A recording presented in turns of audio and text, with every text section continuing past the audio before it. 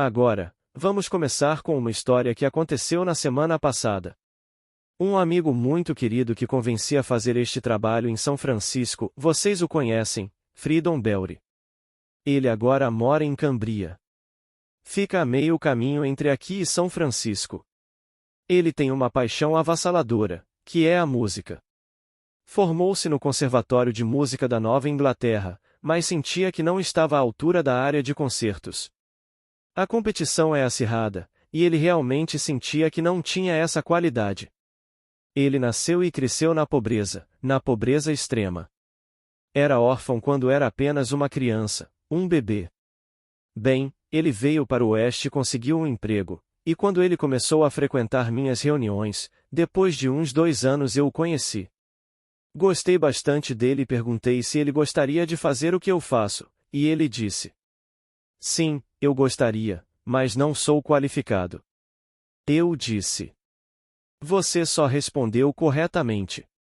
Se achasse que era qualificado, não seria de nada. Hoje, eu diria que não sou qualificado. Se me perguntassem sobre minha formação intelectual, eu não conseguiria. Se me perguntassem sobre qualquer formação, eu não conseguiria.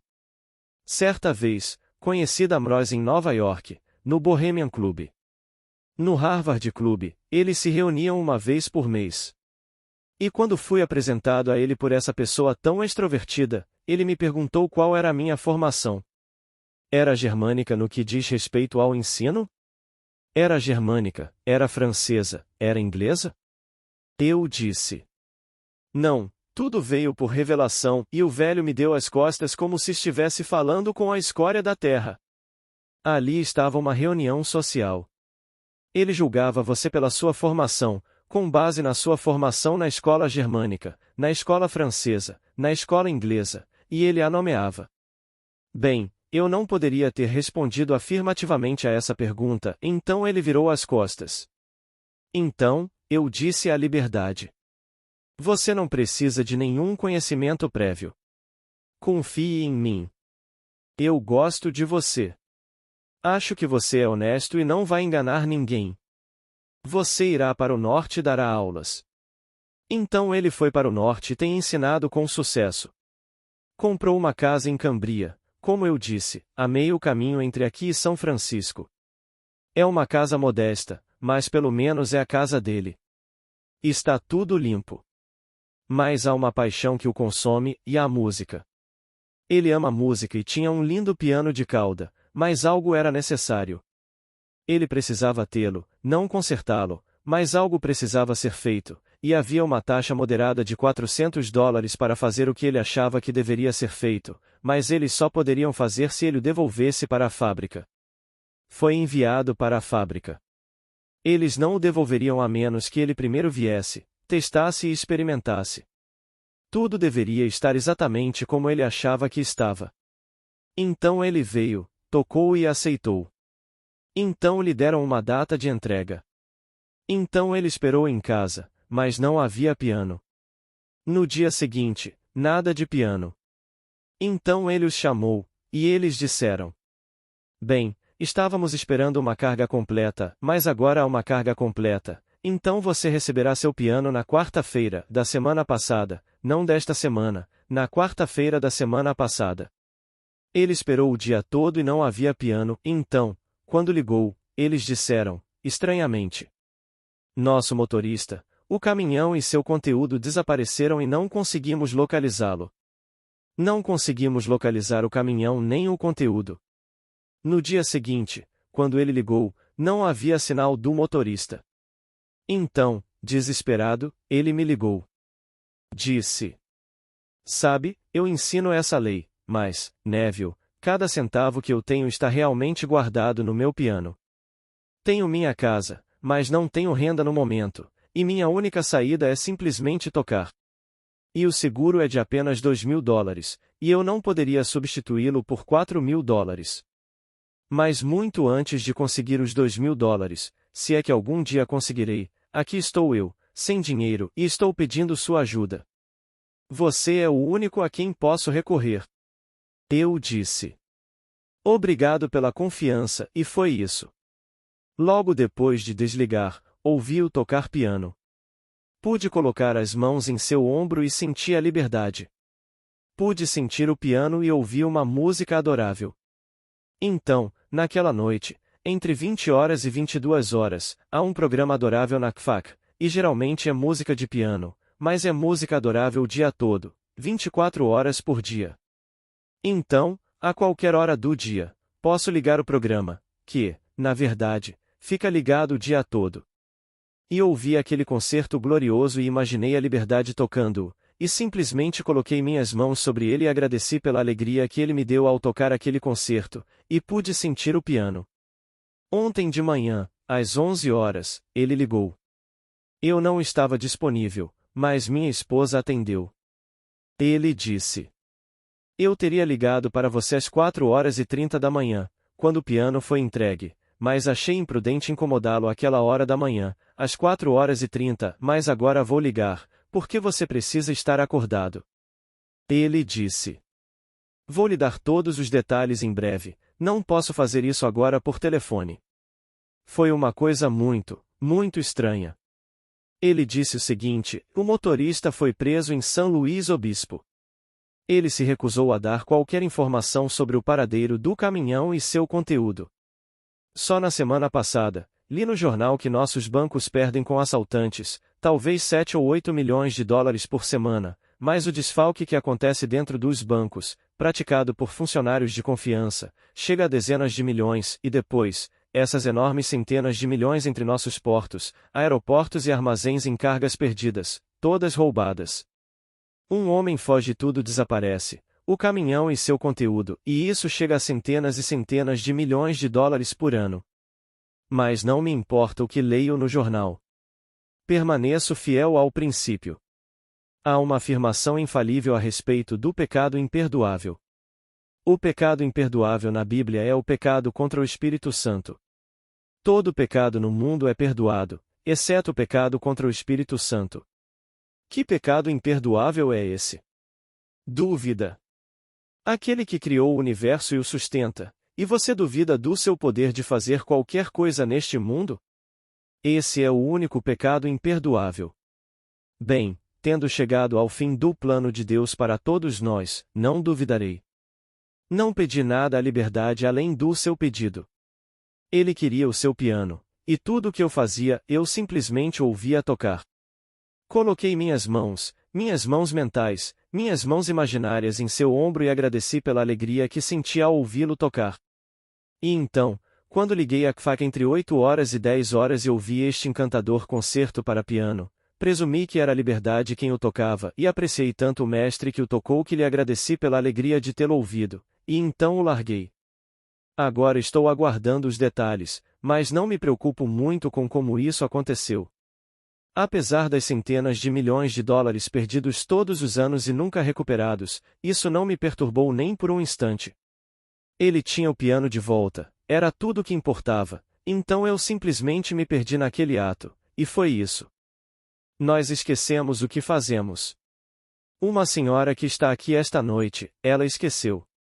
Há uns 2 ou 3 meses, ela me disse: olha como estou ficando gorda, estou saindo pelas minhas roupas. Eu disse: você não está nem um pouco gorda. Então ela disse: eu quero ser magra. Eu disse: bem, você é magra. Você está tão magra quanto quiser, ou até mais magra. E ela foi embora. Ela voltou hoje à noite e disse: olha, eu não aguento mais, como estou magra. Eu disse: você se lembra que há 2 meses, ou talvez 3 meses atrás, você me disse o quanto estava gorda? Eu não conseguia ver, mas para você era gorda, e você se desprezava por ser gorda. E estas são as palavras de Blake. Oh, o que eu disse, o que eu fiz, oh, palavras humanas todo-poderosas. De Jerusalém. Palavras humanas todo-poderosas, sim, porque o homem é Deus. A palavra de Deus não pode retornar a ele vazia.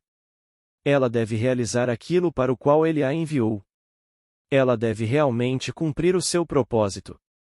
Bem, Deus é homem. E o homem, em seus momentos de ócio, faz todo tipo de declaração. Então, ele colhe e não reconhece a sua própria colheita. Então ela volta e está magra.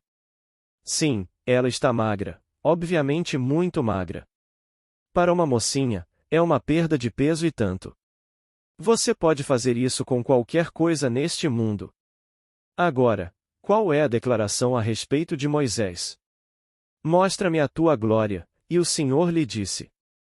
Porei-te numa fenda da rocha e te cobrirei com a minha mão até que eu tenha passado, então, retirarei a minha mão, e verás as minhas costas, mas o meu rosto não se verá. Isso está no capítulo 33 do livro de Êxodo. Você lerá do versículo 18 ao 25 e perguntará: o que significa isso?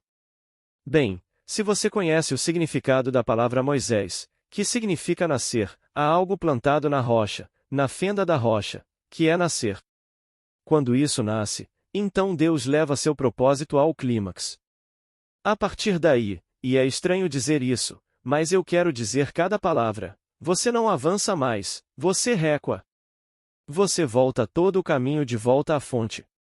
Ele o levou ao clímax, e então você só vê o passado até voltar todo o caminho, e quando você volta todo o caminho, você vê o rosto, a glória de Deus.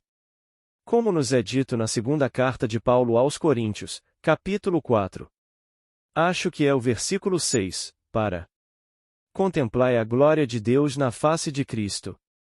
2 Coríntios 4, 6.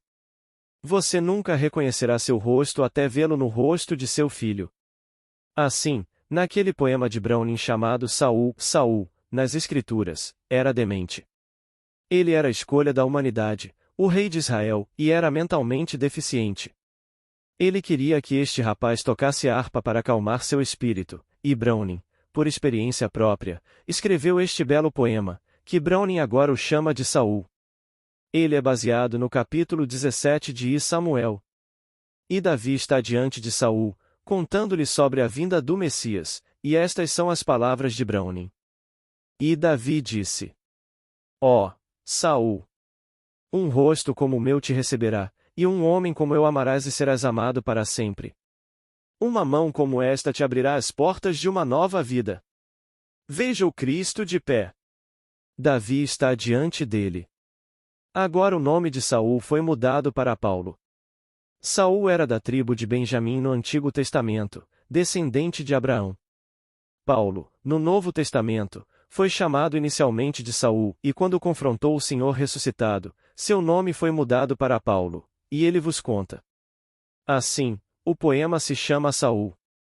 E aqui, diante da humanidade demente que não reconhece sua própria descendência, como se estivesse amnésica.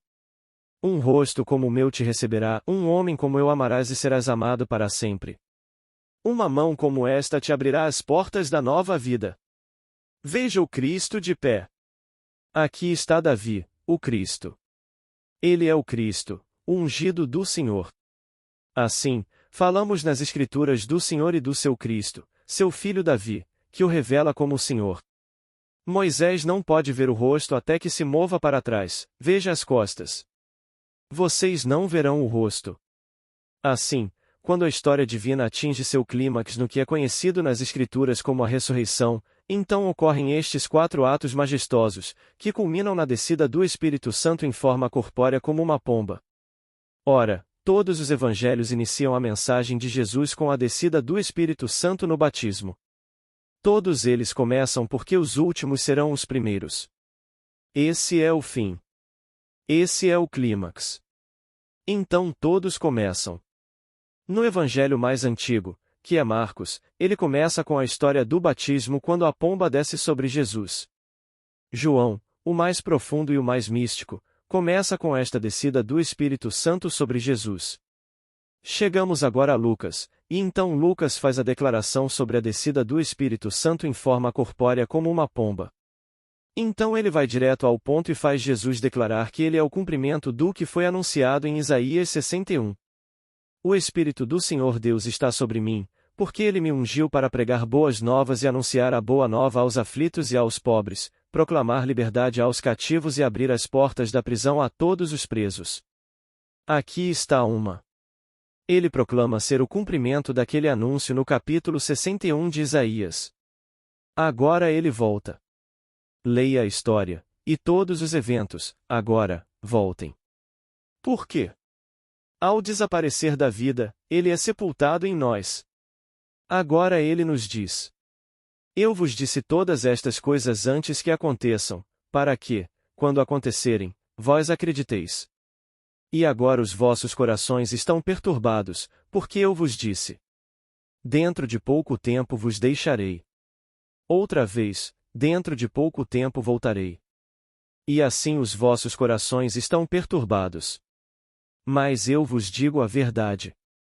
É para vosso proveito que eu vá, pois, se eu não for, o Espírito Santo, o Espírito da verdade, não pode vir mais. Se eu for, eu o enviarei a vós, e ele vos guiará a todo o conhecimento e vos fará lembrar de tudo o que eu vos disse.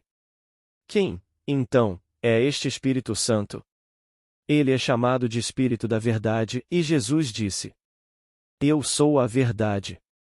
É o Espírito do Senhor Jesus que entra no homem quando o Senhor visível desaparece do homem. Ele desaparece completamente.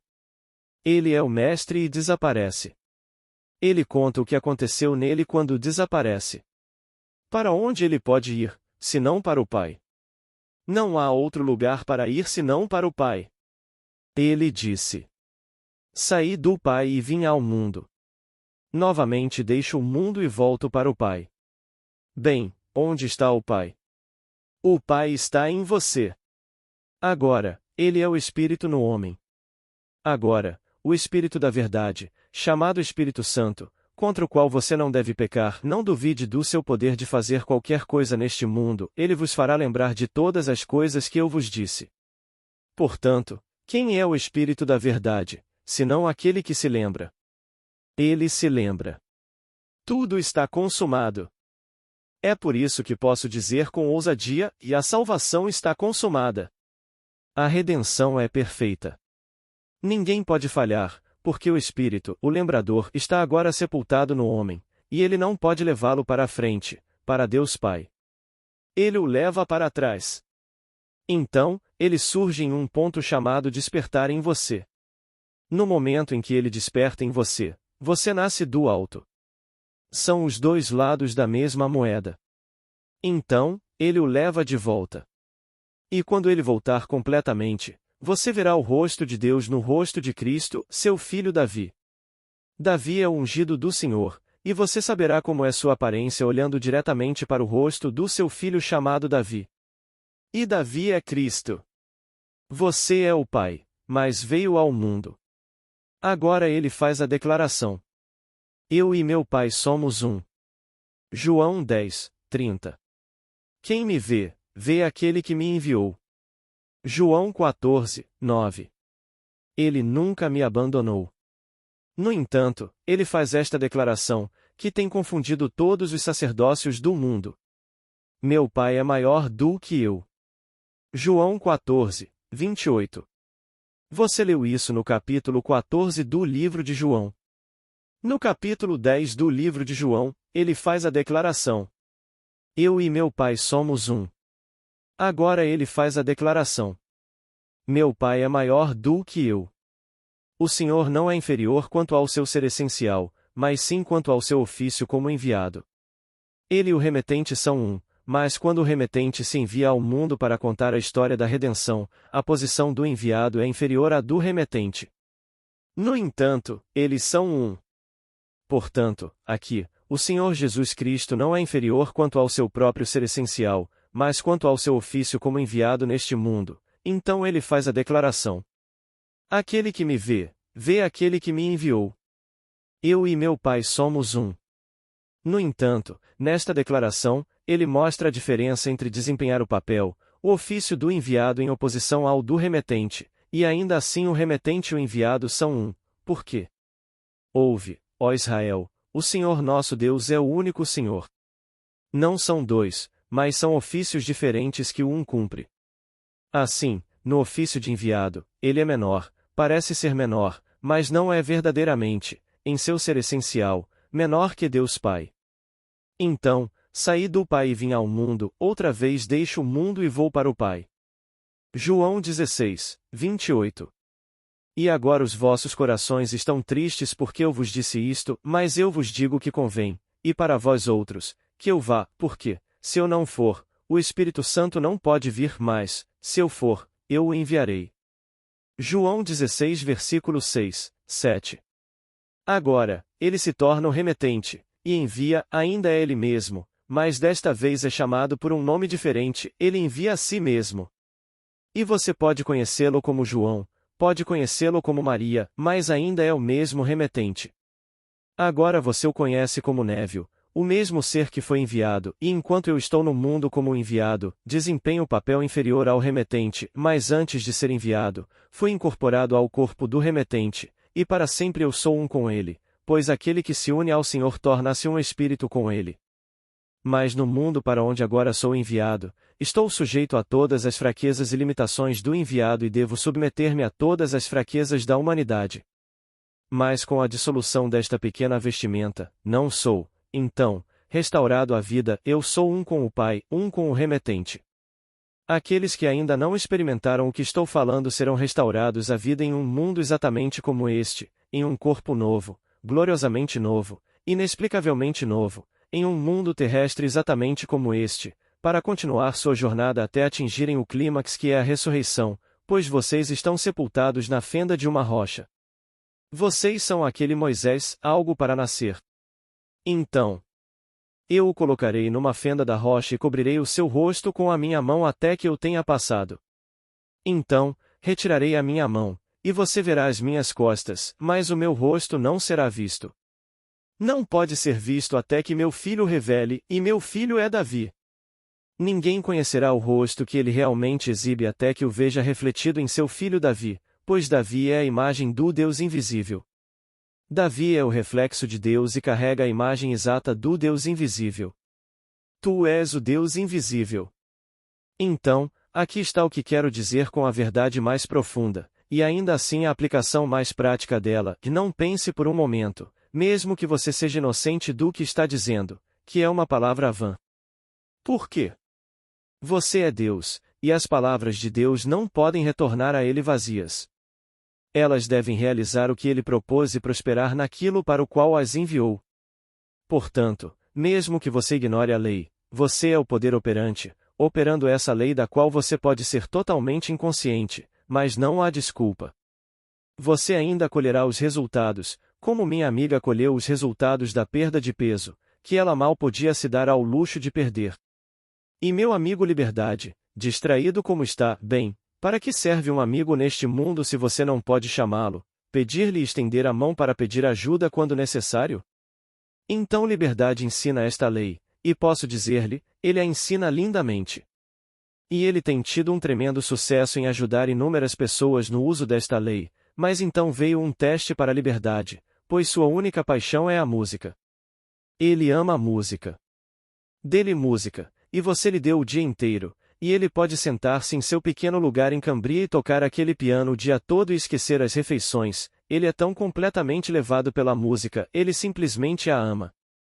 Mas agora a única coisa que o expressava se foi, e aqui, nesta mesma semana, chega a notícia no Latime sobre as centenas de milhões de dólares que perdemos todos os anos com roubos entre os cais do nosso país, os aeroportos do nosso país e as áreas do interior, onde as mercadorias são colocadas em vans para entrega. E existe um sindicato de roubos, mas ele atinge milhões incontáveis. Bem, quando você lê isso, mesmo que você ensine, e esteja tão perto e você não possa substituí-lo, a pessoa média que tem dinheiro dirá: tudo bem, eu tenho seguro, estou subsegurado em $2.000, mas vou sair e comprar outro. Bem, ele não podia sair e comprar outro, ele não tinha dinheiro. Ele nasceu um menino muito, muito pobre. E Freedom nunca fez do dinheiro um objetivo na vida. Ele nunca fez, de verdade. Ele ama a beleza. Ele ama a música. Ele ama todas as coisas bonitas da vida, e as aprecia, mas nunca fez do dinheiro um objetivo na vida. Então, ele não pôde sair e substituir o instrumento de $4.000. Mas eu ouvi claramente com a ajuda da KFAK, e ouvi este belo concerto, e simplesmente usei minha imaginação para vê-lo.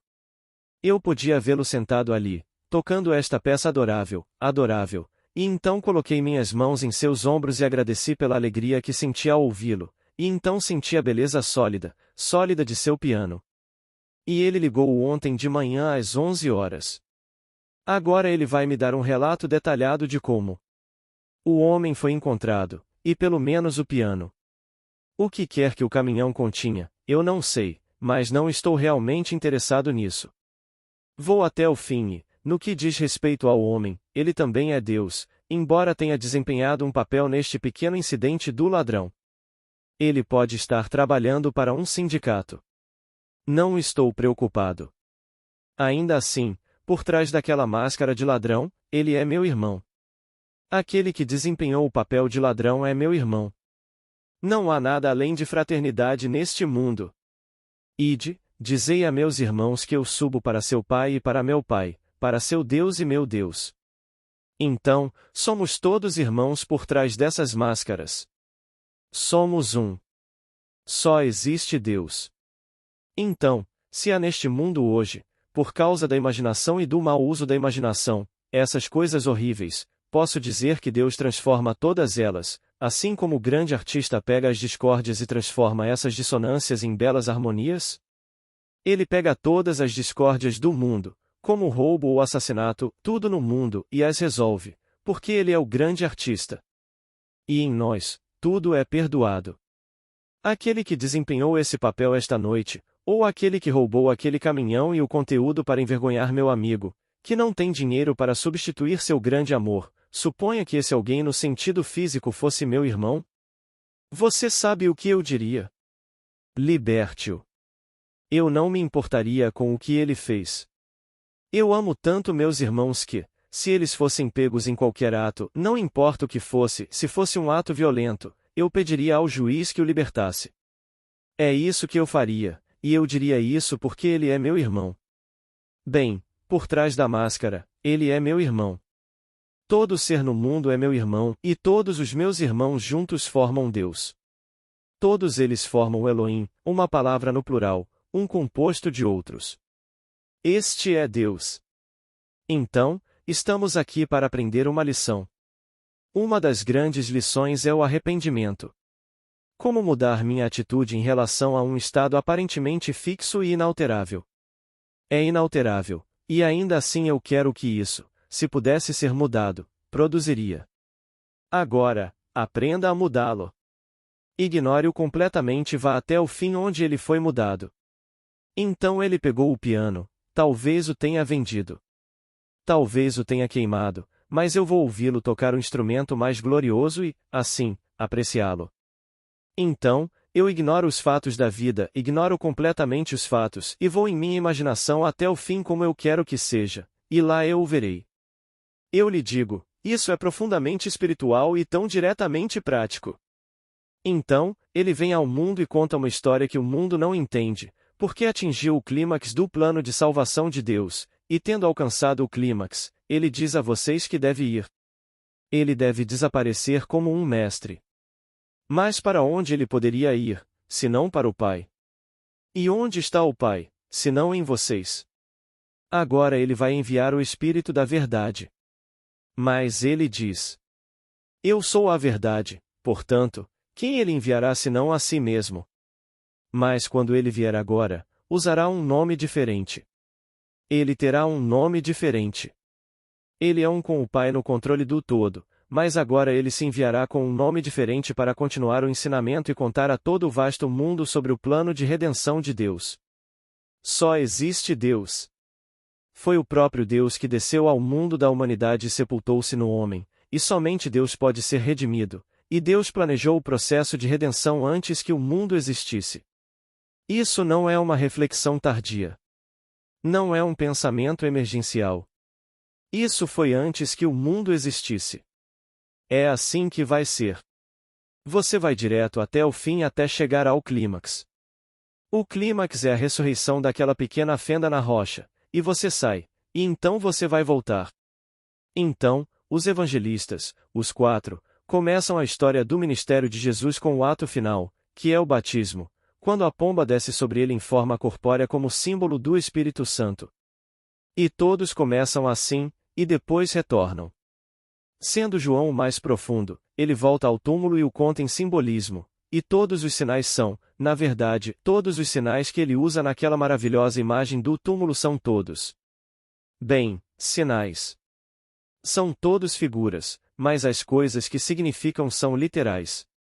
Então, ele conta a história do nascimento usando o sinal de um guardanapo, que significa a placenta. Ele conta o que aconteceu naquele estado concreto chamado túmulo. Que quando você encontrou aquele pequeno guardanapo, então o nascimento aconteceu. Bem, este foi um tipo diferente de nascimento, este foi o nascimento de Deus. Deus nasceu neste estado. Então, ele começa com o primeiro ato, pois há 4 atos poderosos, e o primeiro ato é a ressurreição. Alguns momentos depois, é seguido pelo nascimento do alto.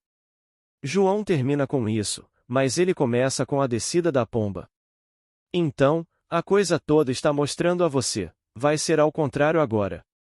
Então, levamos isso ao seu clímax, e então a história divina termina, e agora o grande Espírito de Deus, chamado Espírito Santo, nos leva de volta, não para frente, mas para onde? De volta à fonte, que é o seu eu, que é Deus Pai. Ele o leva de volta, e quando você retorna, apenas uma coisa no mundo pode convencê-lo de que você é Deus Pai, quando você vê a sua glória refletida no rosto de Cristo. E Cristo é Davi. Essa é a história. Agora, pensem nisso esta noite, vocês que o gravaram. Reproduzam-no repetidamente. Não estou fazendo nenhuma declaração profética sobre quando partirei. Pessoalmente, não acredito que possa ser muito longo, mas não tenho dia, nem mês, nem ano, não tenho, porque ninguém sabe quando tirará esta vestimenta, apenas quando eu tiver terminado de fazer o que devo fazer. Devo contá-lo repetidamente, porque no meu caso já foi concluído. Chegou ao seu clímax com a descida da pomba sobre mim e permaneceu lá, e ainda está lá, o símbolo do Espírito Santo, revestindo-se de mim para contá-lo, pois ele tem todo o conhecimento, não o conhecimento de como ir à lua, mas o verdadeiro conhecimento do mistério de Deus. Ele não está preocupado com todas as coisas da terra, ele está preocupado apenas com o propósito e o plano de Deus.